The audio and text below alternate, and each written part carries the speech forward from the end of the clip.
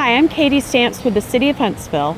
During Historic Preservation Month, we're focusing on telling the full story of America by recognizing significant Indigenous places that have shaped this region for generations. Today, we're at Big Spring Park, a place many Huntsville residents know and love, but one that also holds deep Indigenous history and cultural significance long before the city existed.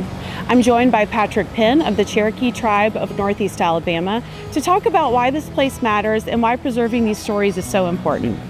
So for this area that we now know as Huntsville in Madison County, historically this was the homelands for my people, the Cherokee people, as well as the Chickasaw, or as some people say, Chickasha. And a part of Huntsville and Madison County that a lot of people don't know the history of, they don't understand, it is that this was referred to by European settlers as the Big Prairie. This was actually grasslands.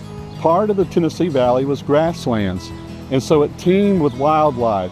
And so this area known as the Big Prairie was actually hunting grounds for the Cherokee and Chickasaw. So more specifically, Big Spring here behind us was known before it was Truckingham, before Hunt Springs, it was known simply by my people as the Big Spring. So it was a gathering place, it was a hunting place.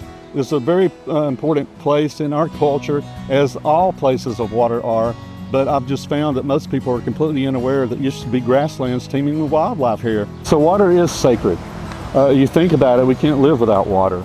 I mean, today we have indoor plumbing, we have water lines, but if you think of a world prior to that, Indigenous people had to live sustainably near water sources.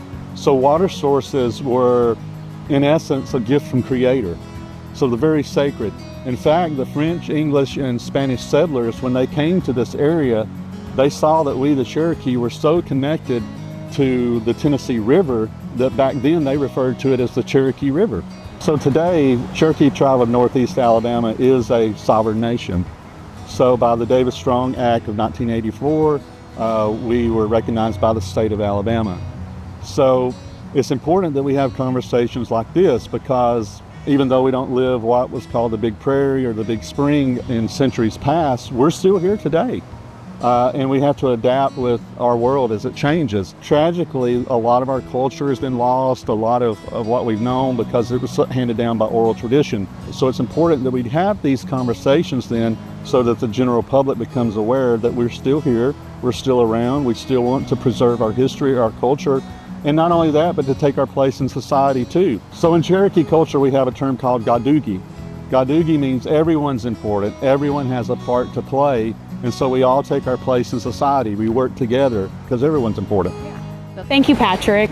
We appreciate you so much for sharing your perspective and helping us better understand the deeper history and spiritual significance of the Big Spring. We invite you to join us in celebrating Indigenous stories and places in Huntsville at a panel discussion on May 21st at 5:30 p.m. on the 6th floor of City Hall. This will be featuring the voices of local Indigenous leaders such as Patrick's son Seth, as well as preservationists.